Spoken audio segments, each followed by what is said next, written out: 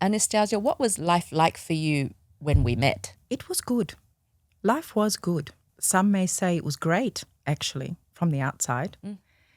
I have a very successful childcare organisation that I created alongside my husband, have a beautiful family, great friends. We've established ourselves quite well, very steady. But there was something missing for me. I was yearning for something. I felt void, hollow, and I couldn't quite put my finger on what was missing for me. I had a lot of gratitude for my life, but I couldn't, and that actually sometimes made me feel worse because I had so much, and yet something so deep within me was truly missing, and I couldn't put my finger on it. I didn't know what it was. I know that this year was my year, and I was going to find whatever it is that I needed, and everything was on the line in order for me to feel whole. Something was genuinely missing. It wasn't the outer, it was definitely inner. When I met you, there was a gap of about 3 months from when we first met, when I declared to you that I was seeking more, I was yearning more. There was a need for inspiration or aliveness. I felt like I was at my upper limit, and there was just flatline for a long time. So there may have been 3 months before we connected in the Numinous course, the program, and my desperation led me to a journey that I felt was promising panacea, promising, a quantum leap into a life transition. Being middle-aged, the appeal was there. The desperation and the yearning led me there.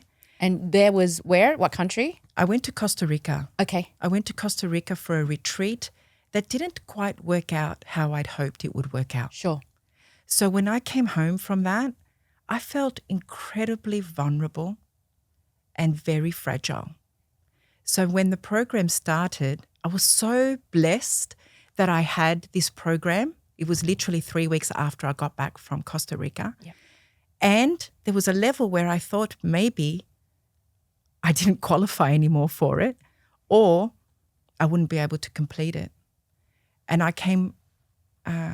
was very honest with you about where I was, which was also a leap for me to speak so frankly and truthfully. And what was that? What were those feelings? What were you? I was feeling very open, very terrified, very fearful, very exposed. And I wasn't ready for having been in that environment in Costa Rica, unintegrated with all that opened up for me. I wasn't ready and complete coming home. I was very confused. Yeah. I wasn't quite sure of any kind of groundedness. I had no steadiness within me. I know 3 months earlier I had met you and I felt a yearning for something deeper, but I had stability. Now I had no stability either. Yeah. That's how it felt for me. And so the void that you were seeking to fill just got bigger. Yes, it got bigger and it was very frightening. Yeah, okay. For me, and very confusing. Just all seemed very, how can I use the words? It was such a space that I had never visited before. It was very unknown. Yeah. And you left traumatized because of it. Very. I was very traumatized. Yeah. So I remember when you first started Numinous and you were so dark. You were really dark. And I remember saying to you, you're going to be okay. You're going to be okay. But you got to do the work. You got to do the work. How would you describe my work to someone? Yes, because I have been in this exercise, many have asked me what it is I do. I've had to pause when I speak of your work, Pauline. It's such a unique approach that you take with people. Your work is so multidimensional. Yeah. It's so deeply humane. It is so profoundly transformative. And yet that sounds so broad and so global. I find that it depends on who I'm speaking to, how I describe it. I find that if I'm speaking to people who have never done any deep personal work and spirituality seems to them a little woo-woo, perhaps, I let them know that it is an opportunity to reconnect with themselves, to alleviate stress, to help move through fear and have some clarity and confidence. And then when I speak with people who have done some spiritual work and people who I know who I've been moved in circles with, I let them know that it's an opportunity to integrate parts of themselves that they wouldn't have even known were there, to become whole. And for the entrepreneurs who perhaps have not done spiritual work but incredibly successful, I like to say to them, you know, us entrepreneurs, we have blocks. We have these upper limits, these upper limits. Pauline's work really helps you move through them. But if I actually had to describe your work, for me, and I know I'm speaking on behalf of my Numinous group because we all worked together as one. You seem to move us all as one. I like to use the word we because I know, and for me specifically, I was able to connect with my inner source. Yeah. The tools you offer for self-mastery, they open up all that I was lost in, all that confusion. I achieved clarity, confidence, inner balance, harmony, love, so much love. Yeah. Love is the ultimate source, right? The ultimate. It was so grounding, and hence the outcome transformation. Yeah. But all this made up that transformation for me. You'd been in the spirituality space for over 20 years. Yes. What was your perception of spirituality then, and what has shifted for you to come to where you are today? Because so many people look for out there, I got to go to Costa Rica, I got to go to Peru, I got to go there. But no, you just need to be right here, right here, right here, right here. So I had a giggle because I was thinking about many times in the discourses when you would say, spirituality is not kumbaya, you know. It's not love and light. It's not love and light. And I was the banner for kumbaya and love and light. No wonder there was a void. I sat the definition, kumbaya, love and light, spirituality. Did you sign love and light? Did you sign your name? Love and light. Love and light. I was truly innocently, ignorantly there. It was total ignorance. The spiritual circles that I moved through, I won't blame them. Perhaps I was not ready to see the other side. Perhaps I didn't want to hear anything else. I take responsibility. Your teachings enable one to embody spirituality, and it is here. Yeah. It is all here. That we are all of it has taken on a whole new meaning to me. Yeah. I was not aware whilst I looked out there for feeling better and elevated emotions and completely disowning the whole other half of me. The sexy half, the sacred rage half, the badass. The wild half, all of it. Yeah. I would rather feel whole than feel shame. I would rather feel whole than feel guilty. Yes. Yeah. Yes. And so, in your wholeness, who has benefited the most? Well, I'd like to start with myself because the peace, the regulation has offered spaciousness for others to experience me and benefit from me, with me, being amongst me. And who are these others? My husband would say he's benefited. Shout out to Simon. So Well done. But my children, I have an 11 and a 19-year-old who I always thought I had close relations with. And my 19-year-old and I have many will say, a lovely relationship. You're so lucky he wants to hang out with you. You're so lucky he wants to have coffee with you. No. He wants to genuinely be with me now. Yeah. Like he used to like hanging out with me because I could, yes, feed him well, but also, we would be light and I could guide him. But now he just wants to be with me. So much so, Pauline, the other day we were having this talk about something that was happening in our family, just outside our immediate. And there was some ugliness happening around us. And normally I would be triggered and righteous and judgmental and feel very, very righteous with it, very vindicated, very validated to be that way.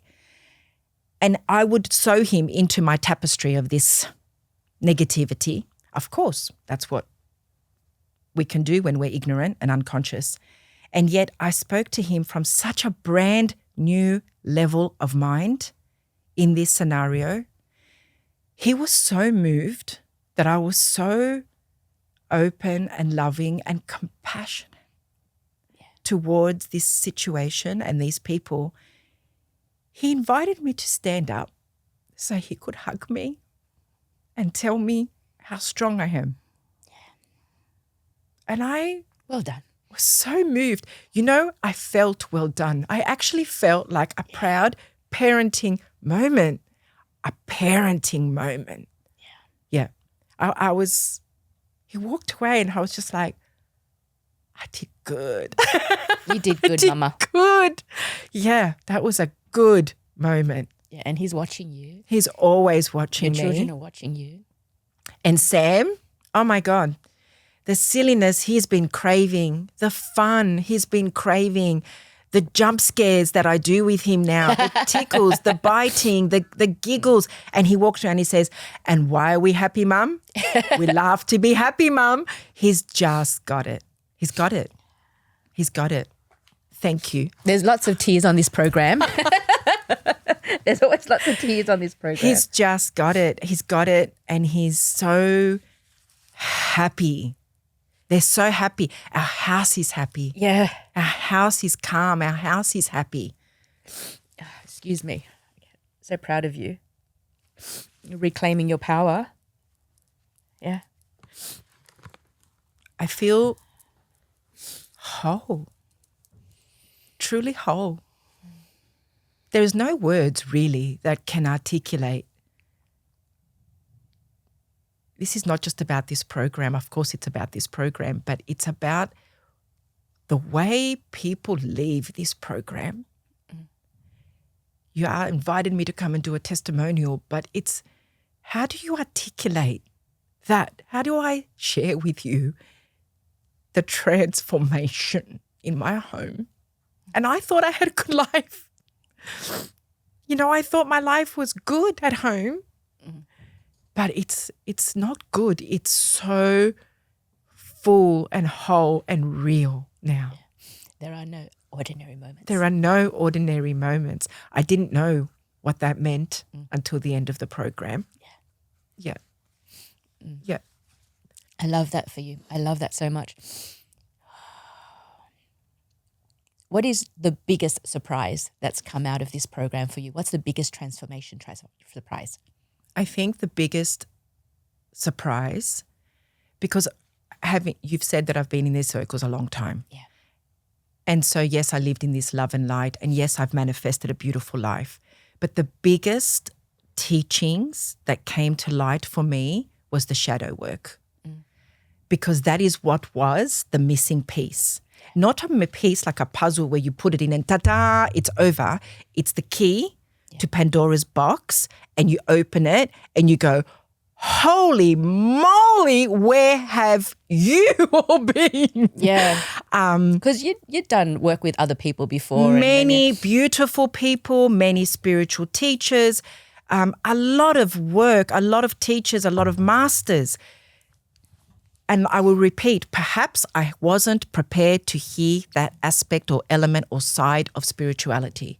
But for me, it was like brand new information. For someone who's been in the game for 20 years, to hear something brand new is unique. It was brand new. Carl Jung's shadow work, that's spiritual work. Yeah. Where have I been? And there it was, all laid out. This, for me, was where the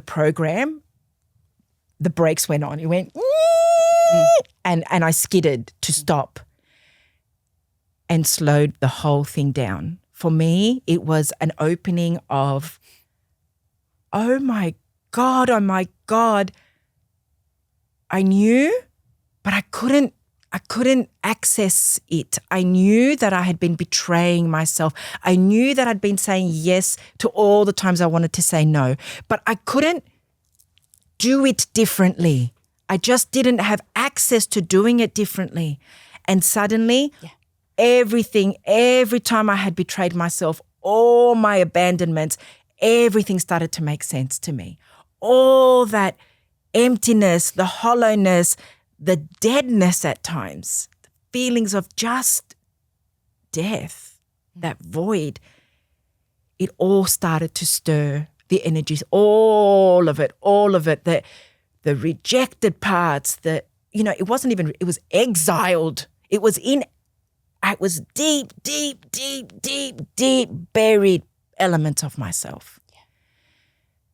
That's a whole half of myself. Yeah.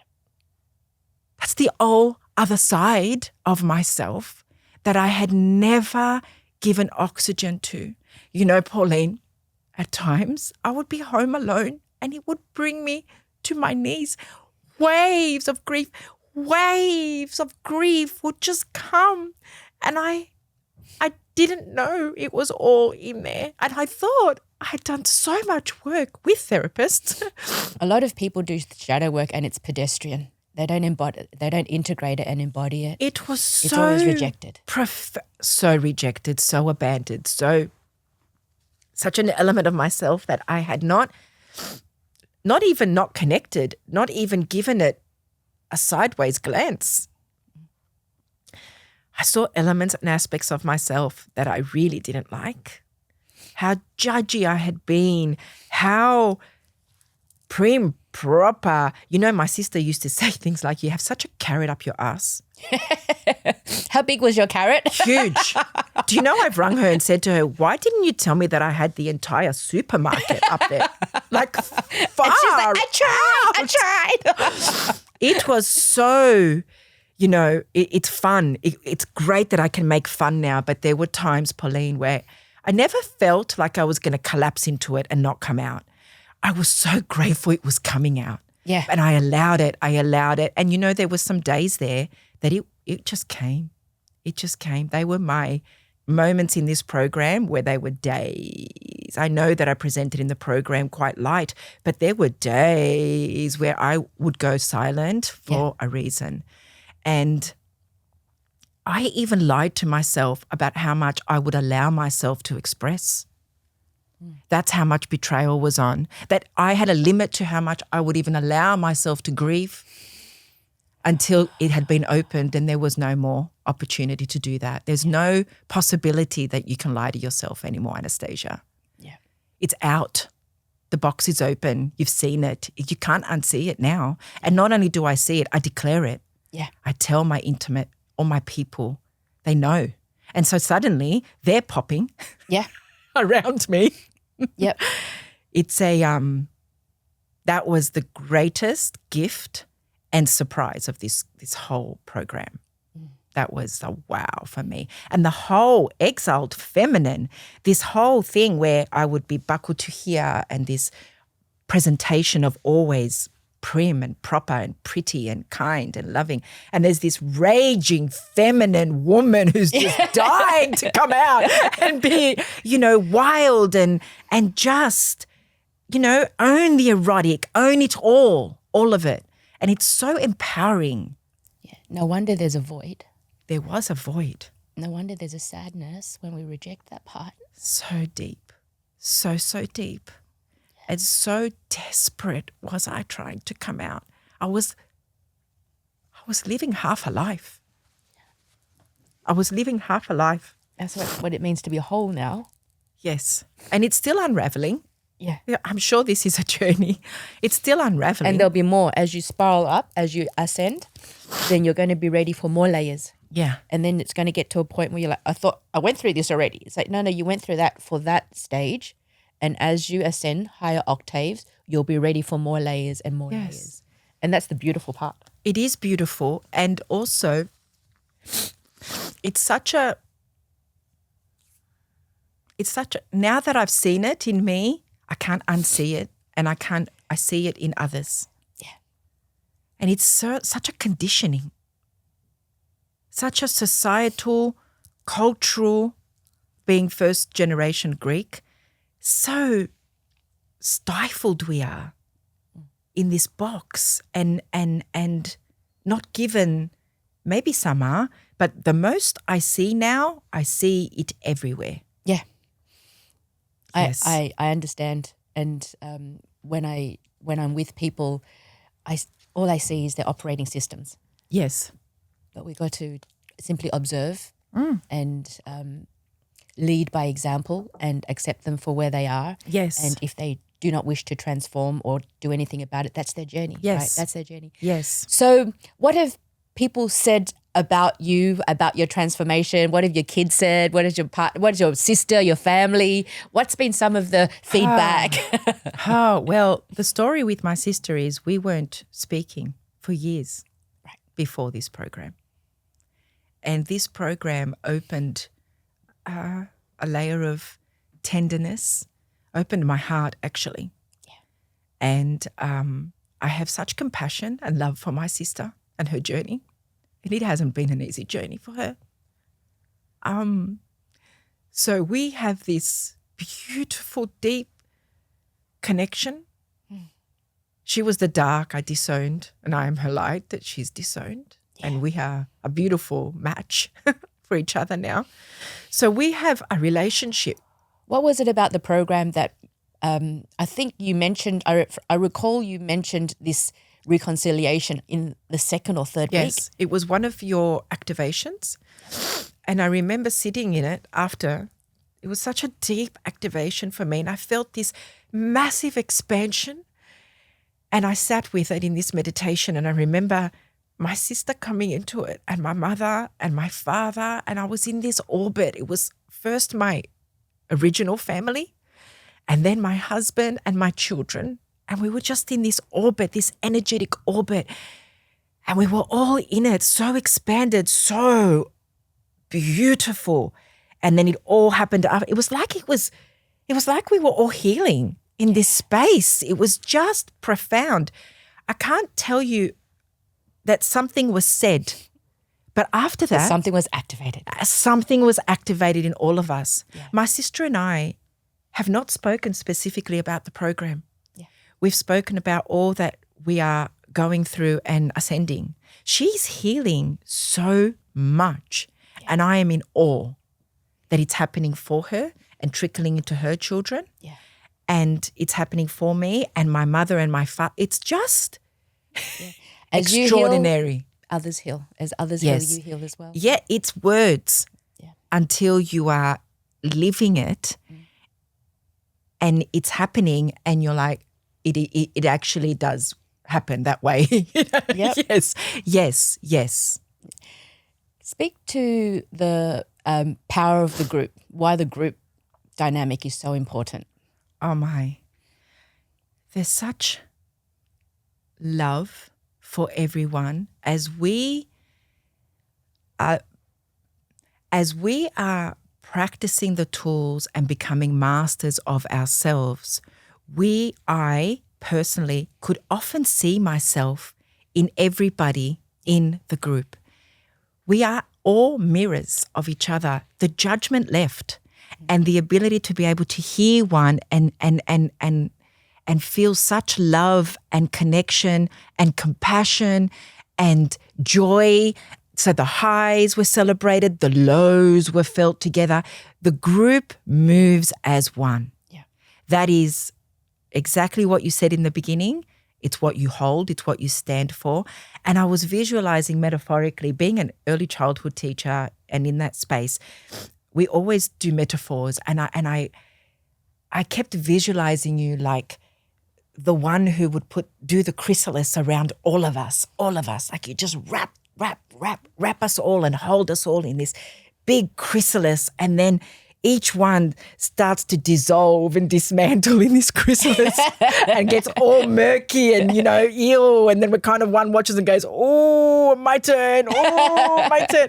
And then our wings start to grow, and everyone's like, oh my gosh, that happened to you. Oh my gosh, look at your color. And I really felt just 2 weeks ago when we finished up, so many of us were standing so proud, and showing off our wings. We're all there in the beginning.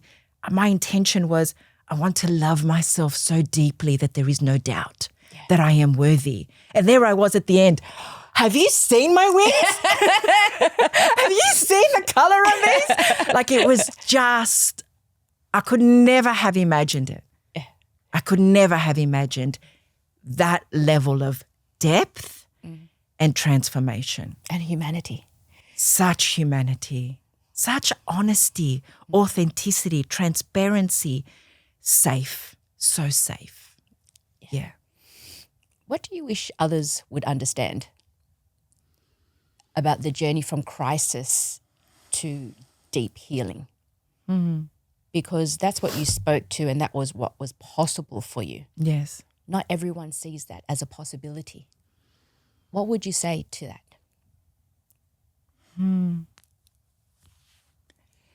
What would you say to those who are afraid to ask about it? There's many, many facets to it, but I will say that the pain and the suffering that is experienced in the not knowing any better is far greater than any fear to ask, because it does take courage. Yeah. It does take courage.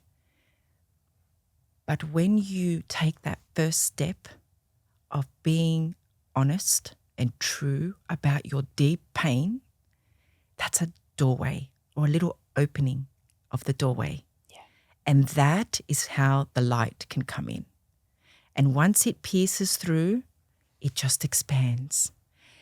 On the other side of suffering, because it's so familiar to so many, that comfort of suffering, that comfort of familiarity, there is no knowing what that is on the other side.